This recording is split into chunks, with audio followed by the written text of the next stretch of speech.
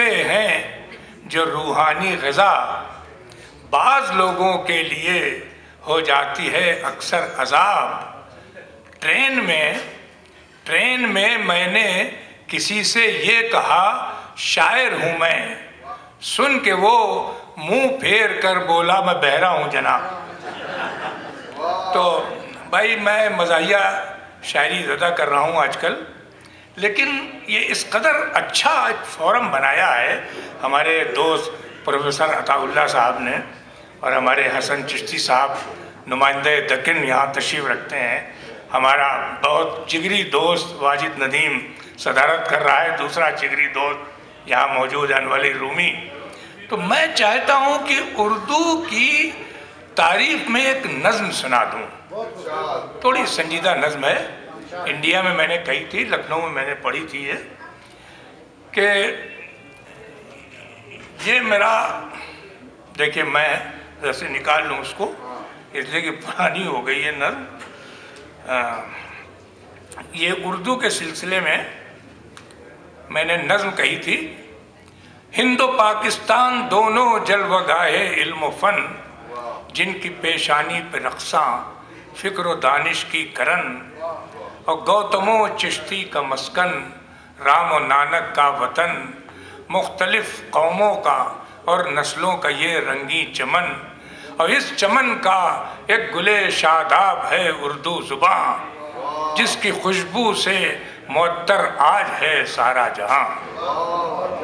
ایک زمانہ تھا کہ مشترکہ زباں کوئی نہ تھی، مختلف کلیاں تھیں جانے گلستاں کوئی نہ تھی،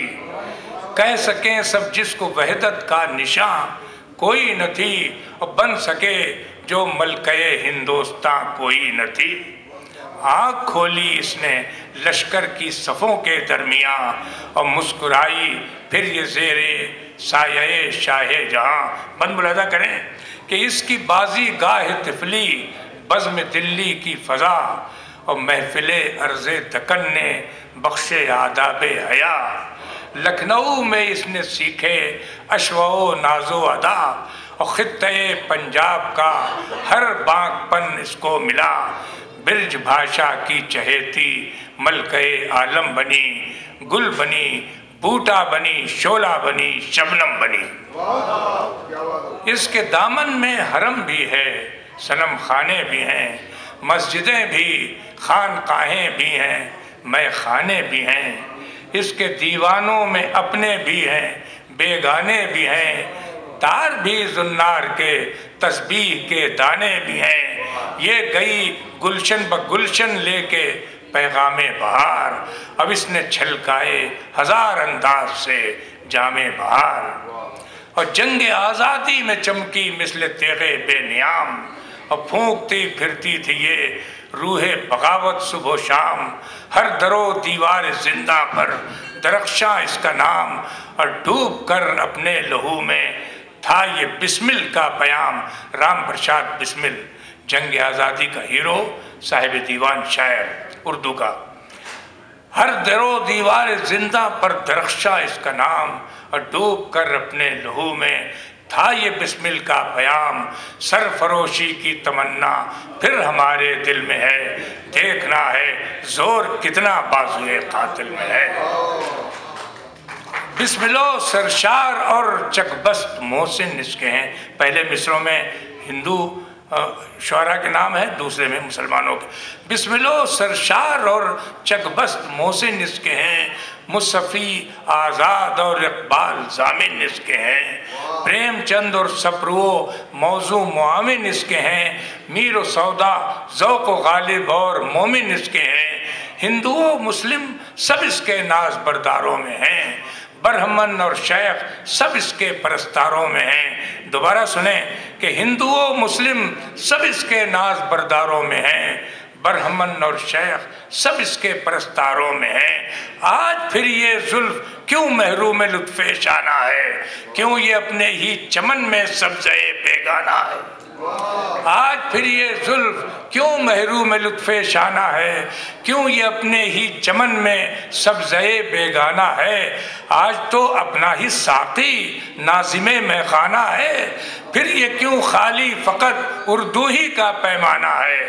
لطف تلسی پر ہو غالب کی بھی غمخواری رہے، کم سے کم اتنا تو احساس وفاداری رہے۔ اور ساتھ ہی اس کے مگر اٹھتی ہے دل میں ایک کسک، کیا ہمارے گھر میں بھی پھیلی ہے اردو کی مہک، کیا نئی نسلوں کو بھی پہنچی ہے کچھ اس کی چمک، یا یہ بزم آرائیاں ہیں بس ہمارے عہد تک، فکر گر کوئی نہ کی ہم نے جو ان حالات میں، دفن ہو جائے گی یہ تاریخ کے صفحات میں، اور جب نہ ہوگا کوئی بھی اپنی زبان، یہ لوگ بہت بڑا کام کر رہے ہیں، یہ جو بھی اردو کی خدمت کے لیے جو بھی کام کر رہے ہیں ان کی میں خراج عقیدت پیش کر رہا ہوں کہ جب نہ ہوگا کوئی بھی اپنی زبان کا آشنا، یہ خزانہ علم و حکمت کا فنا ہو جائے گا، اور جیسے غالب نے کہا وہ حال ہوگا بزم کا، ہم کہیں گے حال دل اور آپ فرمائیں گے کیا، اور قول ہے اقبال کا تو عرصے محشر میں ہے، پیش کر غافل عمل کوئی اگر دفتر میں ہے۔ آخری بند ہے کہ یہ مٹی تو ختم ساری داستاں ہو جائے گی، اتنی صدیوں کی یہ کاوش رائے گاں ہو جائے گی، عظمت تاریخ رفتہ بے نشاں ہو جائے گی، بزم ہند و پاک بھی پھر بے زباں ہو جائے گی، کس قدر مظلوم ہے اور کتنی پیاری ہے زباں، یہ ہماری ہے ہماری ہے ہماری ہے۔ شکریہ۔